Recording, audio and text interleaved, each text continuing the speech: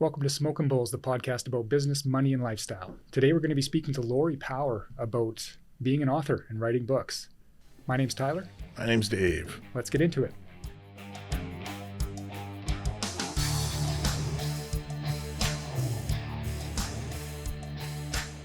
We, of course, spoke to you before this meeting to find out, what interests you outside of work and outside of business.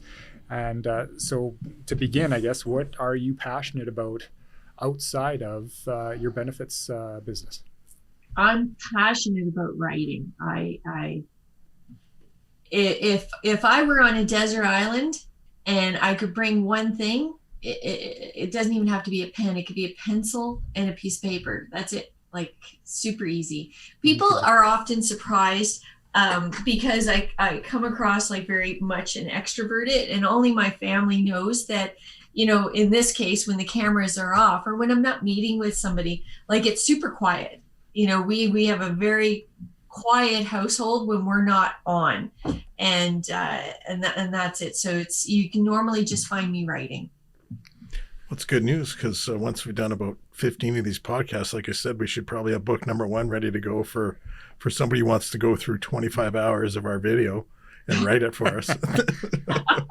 I guess you're never supposed to say that, right? The technology, you can just get it transcribed. There's an app for that. Yeah, we've looked, don't worry. Yeah. So how, and I guess when did you get interested in writing? Is it something you've always done since a child, or is it just a new passion of yours? No, I've always written. I think I said what inspired my first story was the 1984 Olympics in California. And there was, anybody who remembers that Olympics, if you were alive, was there was a Swedish or Switzerland, and she wasn't last, but she had missed the last. They only allowed 5 hydration points, and she had missed the last one, and there was a heat wave in Los Angeles at the time. So by the time she made it to the stadium, she was all crippled up, but she kept going because she was super dehydrated. And she wouldn't let anybody touch her as she was making that last lap, because they would have disqualified her. And at this point, her motivation was just to get to that finish line. And she did.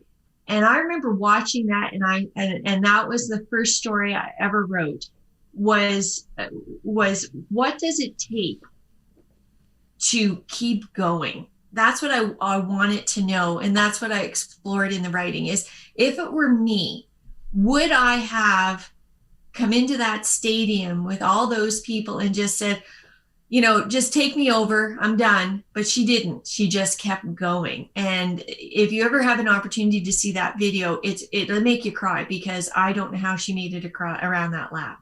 Oh, I don't remember that. I don't recall it. No, but I was only 5 or 6 years old. But it's Oh, something thanks. that might. Oh, there you go. Just rub it in. I was 15, so that might put us closer.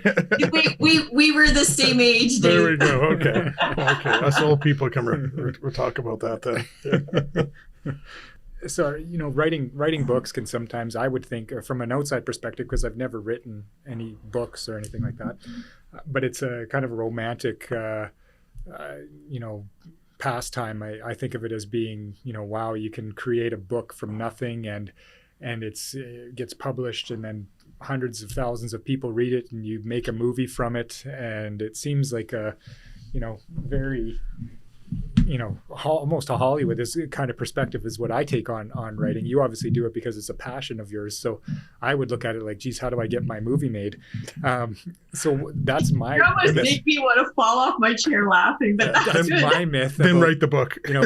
So I would assume that's one of the myths maybe that people have about writing. But what are some of the myths that you ran into, or what are myths about the topic of being an author that you would dispel? Yeah, that is a myth, is the amount of time that goes into creating a book. It's not, I look at, when I'm writing, I write, first I look at bones on the page. I'm looking at a skeleton. All I want to do is to get that idea down. So right now I'm working on an idea. I've set it in 1947. I know it's going to be a railway murder. I know the person's name. I know he's only 14. He ran away from home. He staged his own death. And that's what I know. So I'm writing all of those bones out on the paper. Once I get that done, now I'm going to go back and I'm going to put a little bit of meat on those bones, and I'm going to put a little bit of personality in there. Then I'm going to go back through it again. And now I'm going to add dialogue, and I'm going to add people, and I'm going to add situations and the environment. By the time I get a book ready to go to my publisher, I have probably written that story 7, 8, 10 times. And what I come across a lot of times is people go, well, I want to write. And then you take them, and I can only tell them my process. I mean, there's obviously Stephen Kings out there and Nora Roberts that are fantastic at what they do, and they probably don't need a day job like I do. But it is a process for me, and I don't mind spending the time. The time creates that passion. But I write specifically for me. So my first thing is, can I fall in love with that character? If I can fall in love with that character for me, and I write it for me, then chances are somebody else is going to like it. But what I did early on when I was young and in my 20s and thought I am just a heartbeat away from Oprah interviewing me, that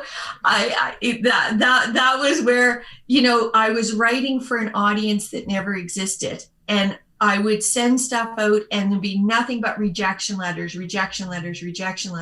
And the moment I wrote that first story for me that I would want to read, is the very first publisher took it. Wow. Cool. So do you run away to a spot to write, or are you just, it's such a passion of yours that as you're doing your normal day, everyday thing, you got a book and you're just dropping stuff on that book as soon as it comes to your mind? Or do you have to take a certain time every once in a while and go hide from everybody in your family or your job and go take care of it? I don't hide from people, but it doesn't impact my day to day. So I do compartmentalize. So my day is my day job, but where somebody might sit down and watch a TV show, I'm like, I've got it rolling in here, guys. I don't need Netflix, right? So that's my pastime. So I will sit with my family when they're watching their shows. But I don't hear the show. I'm just into my thing. Good for you. Makes it easy, because I mean, when we talk to anybody else about their avocation or what they're passionate about, I mean, some of these things cost thousands and thousands of dollars. So you probably have one of the least invasive type things that people can get involved in. I mean, unless you're a specific writer who needs to go to the top of some mountain and stay there for months on end at very high cost of living to live somewhere else. Other than that, the barriers to entry, there's not anything really stopping anybody from putting as you said, pencil in a piece of paper.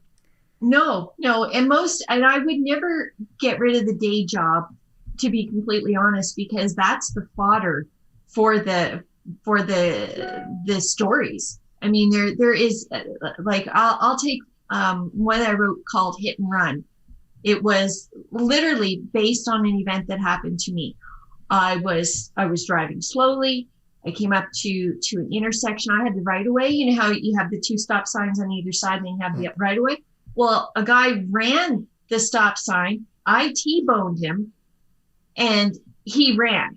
So it was so it sounds straightforward until you go to the cop shop, and then you have to explain, I hit the guy, but he ran, and the cop was there. And I had 2 little kids with me, and he was like, I don't get what you're saying. I'm like, okay, I had the right of way. He ran the stop sign and I hit him. And then he ran away. Like, he drove his car away. No, I don't understand that. It was like an hour and a half at this cop shop. I walked away from that. I'm like, I got to write that down. That's too crazy. It's a chapter right there. Look for the that car poor with cop chrome and blue paint. right under the bus. That's right. Thanks for watching this episode of Smokin Bulls, the podcast about business, money, and lifestyle. You can find out more about us at smokinbulls.com or follow us on our social media.